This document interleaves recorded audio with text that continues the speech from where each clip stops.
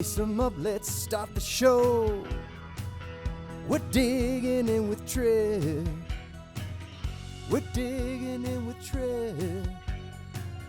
We're digging in with Trip. We're digging in with Trip. We're digging in with Trip today, yeah. The type of hard choice you desire to make. Adversity faced. In the first round, adversity conquered. Who does the Canes shovel go to in an unbelievably entertaining, hard-fought Game 6 series win in overtime against Nashville? Tons of candidates. But as I tape this on Saturday, Game 7 would have been in a couple hours, and Game 7, in my view, would have occurred had it not been for alternate captain Jordan Martinook. You have to look beyond the statistics. Down 3-1 in the second period. The Canes were not playing their game. Nashville was in possession of all the momentum, utilized a commercial timeout as an alternate captain to deliver a very strong message to his team. They had more. They had to be better. The compete had to elevate. Goes out, draws a penalty, leads to a Sebastian Aho goal that made it a one-goal game. And then in the third period, all the physicality throughout the course of the series delivers a clean hit on the great Roman Josi, the Norris Trophy winning defenseman. Josi left the game. We hope that he is going to be okay. Former dig-in guest and a dear friend of mine. At that point, I knew the series was Carolina's. For all these reasons, Jordan Martinook, shovel is going to number 48. Had it not been for him, you're playing Game 7 in a couple hours. You need a guy to lead at the most adverse times, the bunker on the road. So we'll talk to Jordan in just a second. Thanks to the great people at Casual Elegance Designs. The great Lori Moscato, a Goliath Caniac, creating interior spaces just for you. Just for you and unique to who you are. Casual Elegance Designs NC.com. Lori is terrific on and off the ice. Check out Casual Elegance Designs. Let's check out what the shovel means to Jordan Martinook. Marty, the reason that you have been awarded the shovel is chips were down. Game 6, you're down a couple of goals. I'm going to go chronologically because this is in the bunker when you dug in. Not playing great, down a couple of goals, commercial timeout. We saw you as an alternate captain deliver a strong message to the boys. What did you say? I just said that we needed to get to what our game is, and I felt like we were kind of losing a lot of battles, and it just didn't seem like we were super engaged. Which at a Game 6, when you can put a team out, it seems I was just kind of, everybody was just kind of, it was stagnant, and I don't know what was going on. And I think after the 3-1, I kind of looked at Roddy, and when the TV timeout came, I was looking at him. And after Game 5, when he kind of gave it to us there with 8 minutes left or whatever, and I looked up and I was seeing if he was going to say something, and he didn't. I was like, okay, here, it's my turn. I guess I got to say something. And I just made sure everybody came in, and I wasn't mad or anything. I just wanted everybody to just focus on winning your battles. And then I just said, it's 2 shots. It's not nothing crazy. And then obviously we started turning it around after that. That is so shovel worthy. That is digging in. Some people run for the hills. You just drive that shovel deeper. You go out and draw a penalty the next shift, putting your words into action. And then in the third period, with a good clean hit, you got physical. You have to be physical on top players. And Roman Josi, who we hope will be okay. I thought that's when you guys broke Nashville.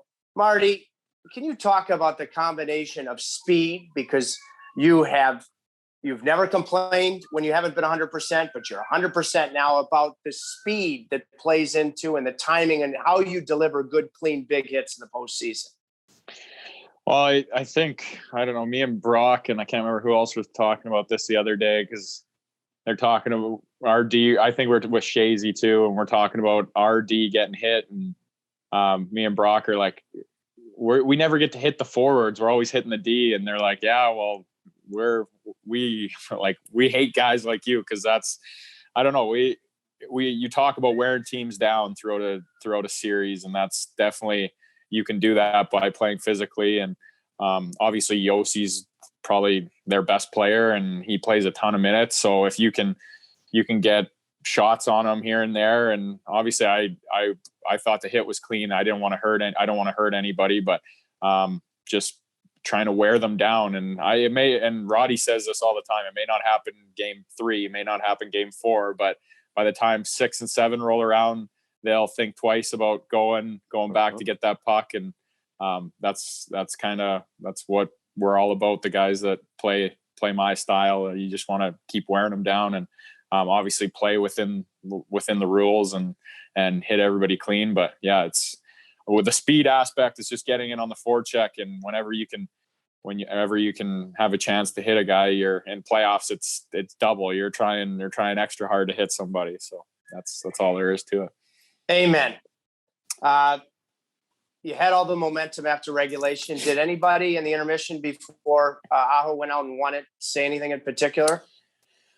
No, I think I think that was the 4th overtime game in a row. So everybody was just kind of catching their breath, and the shorter intermissions, everybody's trying to eat and get your fluids in you. And honestly, there isn't a whole lot that's said in those intermissions, but I think everybody kind of knew what we did to turn that game around. It wasn't anything crazy. It wasn't like we were taking a ton of chances to try and score. It was just going back to what our bread and butter is. And that's what turned the game around. And obviously unbelievable for Fishy to make that even. I went up to him today. I was like, that was a great tip. And he goes, oh, I got kind of lucky. I hit it. I didn't hit it as hard as I wanted to. I was like, well, you hit it perfect. So the special players will always try and downplay there. But it was unbelievable. He looked like he was Nobu, the way that is sushi chef, and you and I, because I think without your performance, and we're friends, everybody knows that, but I'm sorry, I separate our personal with our professional relationship. We're taping this on Saturday afternoon. You're playing game 7 if you didn't dig in like you did beginning with your words in the second period. So the shovel is coming your way. As we conclude, a couple more things.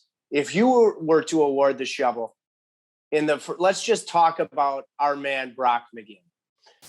Numbers will never quantify the invaluable contribution of 48 and 23, Martinook and McGinn. He was terrific. What makes him a postseason clutch performer? Just I don't know if you can pinpoint one thing. It's his game. Obviously, in the regular season, there's more space, I feel like, and Ginner thrives on the physicality too, and he's in on the forecheck, but Ginner is really skilled, and I feel like it comes out in these big moments, which is you can't. That's exactly when you want him to come out. I think. He's the 2 goals. Well, all 3 of the goals he scored in Nashville were all unbelievable goals. The first one, the slap shot off the post, that's a goal scorer's goal. The one he's flying level with the ice, shooting it, and it goes bar down. And then there's one that got us going last game. It was lots of guys just wrapped it around, and he knew he had the space, and he takes it out and puts it in. His skill is definitely showing through, and obviously his work ethic and all the intangibles that come with Brock's game is something that is making him successful as a playoff performer. And he thrives in the big moments, which is as a close friend of mine on the team, is I love to see it, and gonna need him to keep performing, keep digging in here. You bet. And by the way, that first one, that ping off the post, and was a much more effective ping than my ping putter, how to approach your 4th putt with confidence. Former dig-in guest Kevin Weeks said you won't see a better net front battle won for the screen on that goal than guess who, Jordan Martinook. Tampa, what's going to be the difference in this series? I think obviously their top end talent is something that you obviously have to talk about, and just being able to, they're going to get their chances. It's just trying to limit them as much as possible. They can play the run and gun style. They can muck it up, and that's kind of what we're going to have to make it hard on them and try and push our game at them. And obviously we're a hardworking team that, I guess one of our identities is how we come back hard, and with their transition and the way that they can kind of turn defense to offense, our forwards are going to have to be a big part of this series just by coming back and helping out our D. And obviously they have the Hedman and Sergachev, guys like that. It's no different than Yossi and Ellis and Ekholm. We're going to have to be physical on them and try and wear them down as much as we can. And they're the Stanley Cup champs. So if you want to keep moving on, you're going to have to take out the best, and they're the best right now. So I think we're excited for the challenge. Everybody knows what it's going to take, and we're ready to rock. Finally, infinitely bigger than the game of hockey. It's now well documented your incredible friendship with the great Emma. The great Caniacs have banded together to make season tickets available. It's just you, Jordan. It's just you. As my cousin, the great Ford Motor Company CEO, Jimmy Farley, because he saw you driving your Ford. It's not a razzle-dazzle Ford out in Alberta. It's salt of the earth. Tell me about your emotions. You have home ice, and Emma's going to be in the building rooting you on here in round 2. Yeah, it's I just want to start first off, just the Canes fans, the Caniacs, the way that they've kind of embraced this is just so heartwarming to me, and obviously everybody who's a part of it. Emma and her family are so grateful, and I've made it a point that I want them at all the games, so they're going to be there, and they gave me and Court and Chase a couple thank you cards from the Emma's parents, and Emma made me a little card. So it's just I don't know. It's obviously gotten bigger than I think it should be, but the fact that children with Down syndrome are getting recognized, and how you just see her and she just makes you smile just because her energy and her smile. And I don't know, every time I see her at the glass, I get giddy, and I got to thank my mom too, because my mom, she's worked with adults with development disabilities for as long as I can remember, as long as I've been alive. I think she's been in that line of work, and she's instilled it in me, my sister, that just to treat everybody with respect and treat everybody kind of equally. And that's exactly what I wanted to do with Emma. And the first time we met was at a skate for the Canes, and I just kind of gravitated toward her just because of my history with children with Down syndrome and special needs. And obviously we shared a moment there, and it's just kind of grown and grown. And the fact that it's built up this much, and it's not just affecting Emma, it's going to be affecting other families with special needs children is something that is pretty cool, and just a huge a testament to the Caniacs. And that's why I love it here. That's why I love the fans. And it's a family, and obviously our team's a family, but the Caniacs embrace us just as much as we embrace them. So it's a special bond between hockey players and fans, and hopefully we can keep this thing rolling, and they can have a big celebration at the end of it. Amen. You mentioned Court, your beautiful wife, Courtney, your young son, Chase, your mom and dad in Edmonton. At times I hesitate to come over to those two houses because there's so many shovels, I'll trip all over the place. Marty, baby, you make me proud. Go get it done. shovel is on its way. You've earned it. You're going to score some big goals in this series because you're humming right now. Congratulations and good luck.